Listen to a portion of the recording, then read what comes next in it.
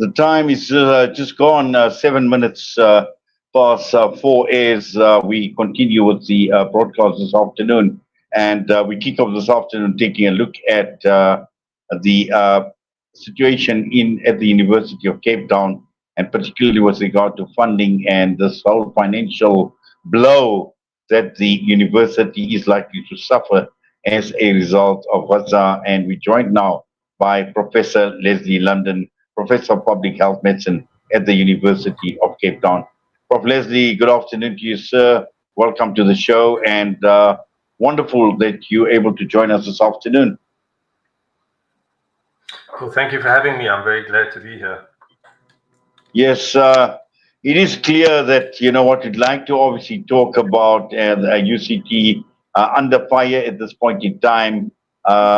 Scrutiny obviously coming very, very closely with regard to Gaza, and obviously facing quite a serious backlash that includes the potential of withdrawal of US funding to the university. So I do want to just clarify a couple of things. The University of Cape Town, its Senate and its Council adopted two resolutions, which were resolutions of not particularly radical view. They were resolutions to support the rebuilding of academia in Gaza and to make sure that criticism of Israel was not deemed to be anti-Semitic under the IHRA, the International Holocaust Remembrance Alliance approach, but rather we adopted a more nuanced approach to understanding anti-Semitism in terms of something called the Jerusalem Declaration. And there was a second resolution adopted which stated that no UCT staff would collaborate with researchers from institutions of the Israeli Defense Force. There was a third resolution which was not passed, which was a boycott resolution of all Israeli universities, not individuals. Most of the resolutions that were passed by Senate were then adopted by Council. Since then, there's been a lot of pushback and criticism, but I want to make the point that the current threats to funding that come from the US are actually not because of the resolutions. They are because President Trump has a particular view of science as being something that he can manipulate for foreign policy. So he's cut funding not just to UCT, but to all recipients of PEPFAR aid, of NIH funding, are all under threat. Whether you're an institution that supported Palestinian rights or not. If you look at Columbia University in the US, it's quite clear that they had to grovel very extensively to discipline students and staff, and they still had their funding cut. And now, because they've gone an extra mile, they've got their funding back. So it's a tool of foreign policy, it's a tool of control. The problem at UCT, there has been some loss of funding, which has been linked to the Gaza resolutions, but it's not the massive cuts that are coming from the US. Those cuts were coming because of Donald Trump's approach to science. He's a president who doesn't believe in the value of science, so he's treating it as a matter of politics.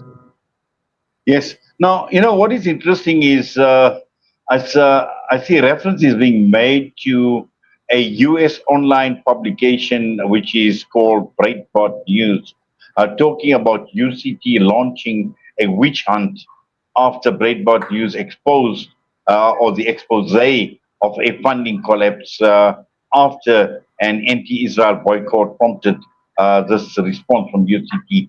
Is there any merit in this, what is appeared in this publication, Prof?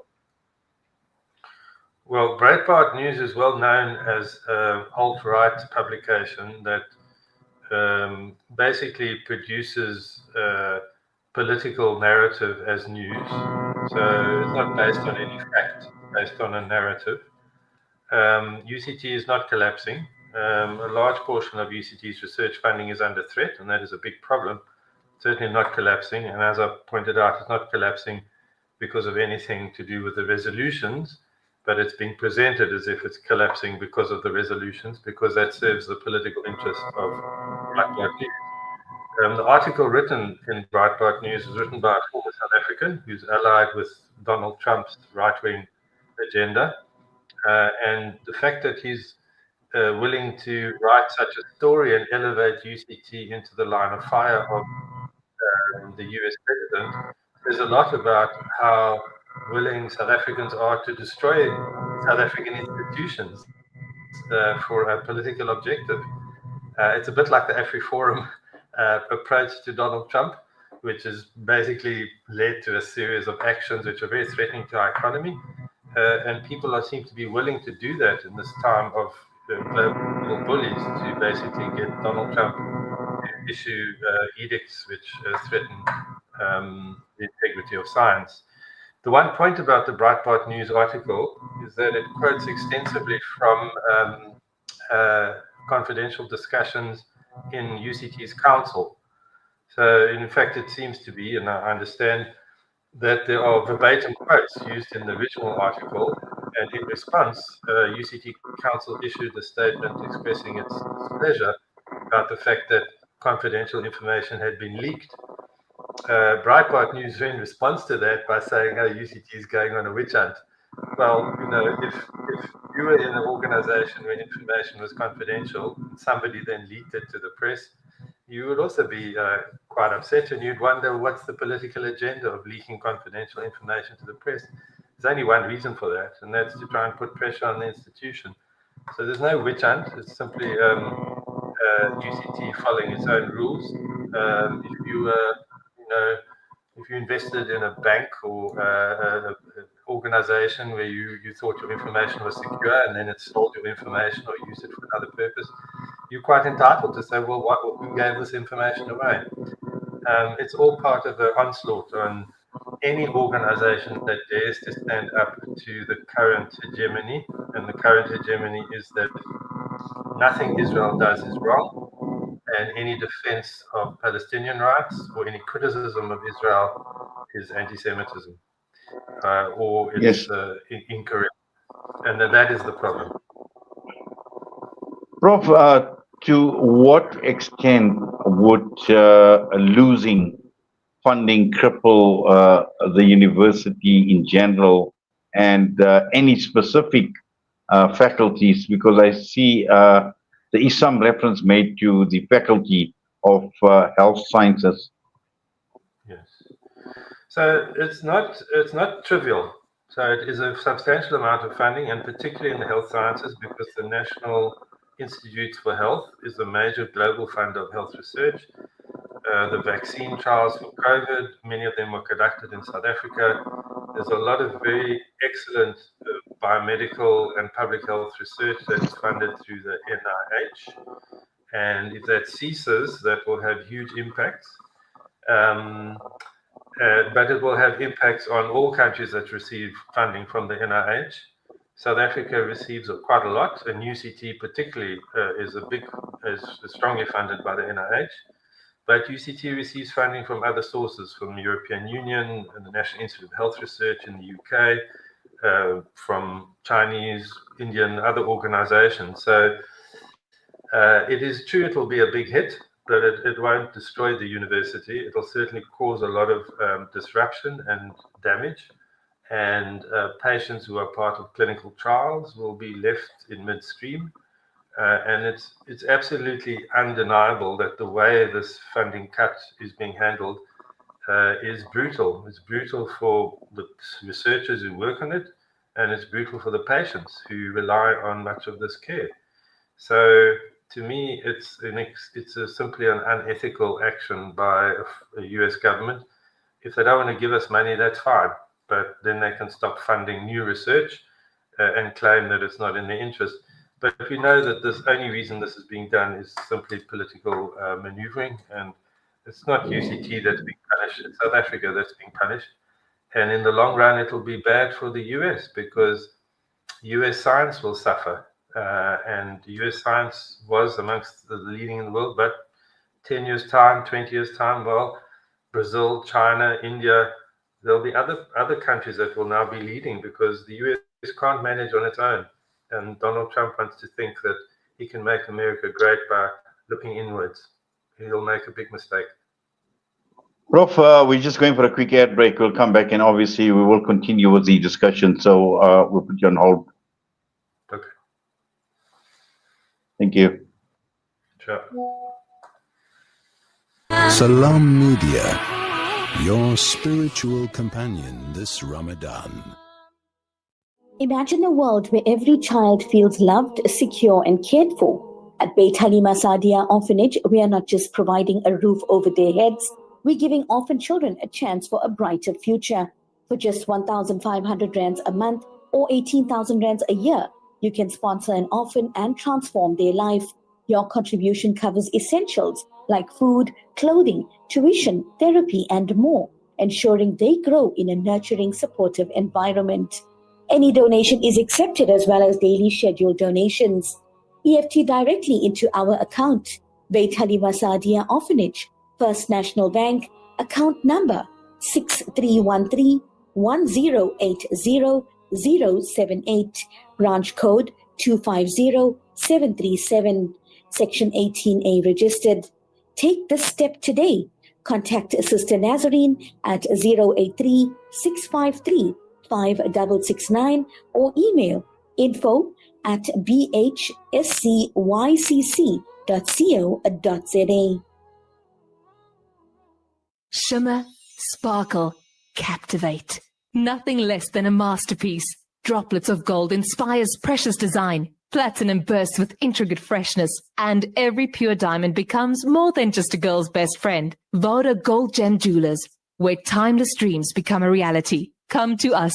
We tailor-make designer gold, platinum, and diamond jewelry. Trade in or remodel your old gold. Clad yourself with classy name-branded watches. We offer insurance valuation and free zakat calculation. Visit us at 534 Ridge Road, Overport, or call 031 208 9142. Voda Gold Gem Jewelers, manufacturers of fine gold and diamond jewelry.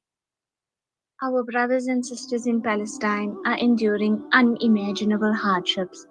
Ashraful Aid teams are on the ground, delivering crucial aid to those in need. But we can't do it alone.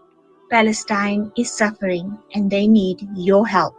Your support can make a world of difference.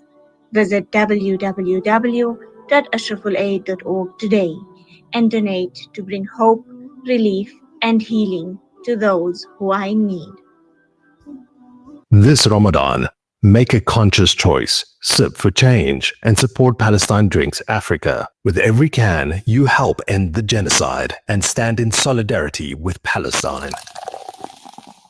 Choose between our original or sugar-free options available in the case of 24. Every sip is a step towards justice. Every purchase a powerful message of unity and support for the Palestinian cause. Contact 082 888-1440 or 082-7739-556 today and be part of the change. Palestine Drinks Africa. Sip for change. Liberty for everyone. You are listening to Salam Media live from our headquarters in South Africa. This is Salam Media, keeping you company this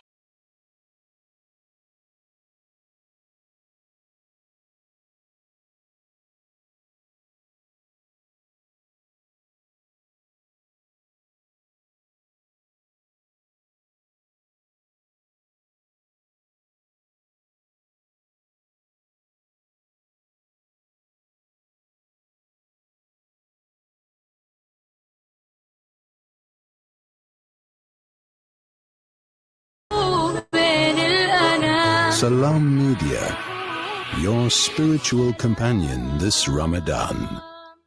Well, we continue with the broadcast this afternoon, and this is with my guest, Professor Leslie London from the University of Cape Town, and this is with regards to threats of cutting funding, and this is as a result of resolutions that were adopted by the University of Cape Town, by the Senate.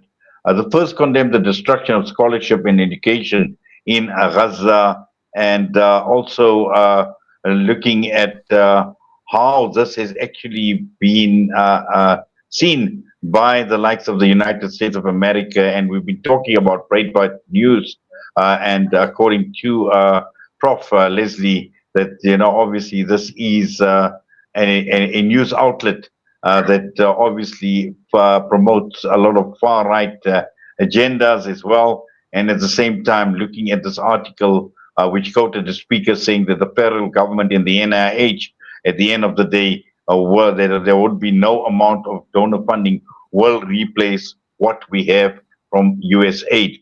Prof, let's talk about the university, and I'm sure the university has had the opportunity to sit down, to analyze, to assess the situation, to unpack what is happening, and just as a university, how would the university respond to what we see playing out in the background? So I obviously can't speak for the university. So I'm a protagonist, active protagonist in trying to end the genocide and protect the rights of Palestinians. Not everyone would Okay, let's take a look at it from your personal perspective, Prof. Clearly, we can't be a university if we allow ourselves to be bullied, because universities are places which are meant to be independent, which are meant to be able to express independent thought. And if we start taking orders as a result of threats, whether it's financial threats or other threats, we capitulate as a university. During apartheid, there was a big struggle about admitting black students to white universities. We haven't really accounted for that fully, but we all acknowledge now that it was wrong for universities to exclude black people because the government said so, because the government was acting unlawfully against human rights. And the same applies now, except now what is being used is not a political law called apartheid, it's money, it's funding, threats of funding. And we are entering a world where people think they can pay no attention to international law, international human rights law, humanitarian law. They can just go ahead, invade a country, get away with it, kill people, starve people, and there'll be no comeback. Well, if the universities simply say, okay, we'll go along with that, then what is the point of a university? We have to stand on principle.